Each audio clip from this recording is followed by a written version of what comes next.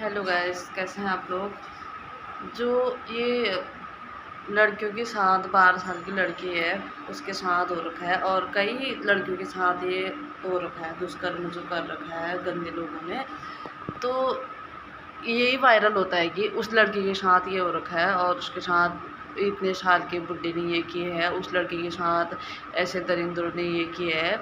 ये तो सबको सुनाई देता है और सबको पता भी चल जाता है, लेकिन ये कब आएगा कि जो उन लोगों के साथ हुआ है और उनके जो गुनहगार हैं वो पकड़े गए हैं, उनको सज़ा मिल गई है, उनको फांसी मिल गई है और ऐसे लोगों को ज़्यादा से ज़्यादा कार्रवाई की गई है और उनकी मौत हो गई है। ये भी तो सुनने के लिए मिलना चाहिए ना। ये बात कब वायरल होगी उत्तराखंड में, ये कब न्याय मिलेगा कि क्या कहते हैं, उन बच्चों के साथ जिनने गलत किया उनको फांसी हो गई है, उनको सज़ा हो गई है करके हमें कब सुनने को मिलेगा। हम तो ये सुनने के लिए तरस रहे हैं।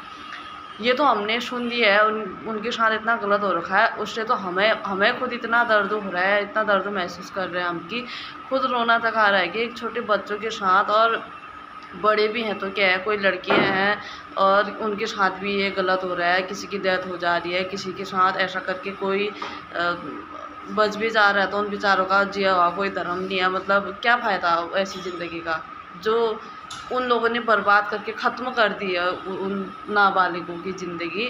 और ऐसी ज़िंदगी वो बेचारे, कोई बच तो जाता है और कोई तो, किसी को तो मार दिया जाता है और उन लोगों को ऐसे ही छोड़ दिया जाता है कि ये आगे को और किसी दूसरे का करेगा। अरे उनको जब तुम सज़ा दोगे, सरकार से यही विनती है कि तुम उन लोगों को ढूंढ के सज़ा नहीं दे रहे हो, उनको फांसी तक उनको नहीं पहुंचा रहे हो, तो बलात्कार होते जा रहा है उत्तराखंड में, यही फैलते जा रहा है।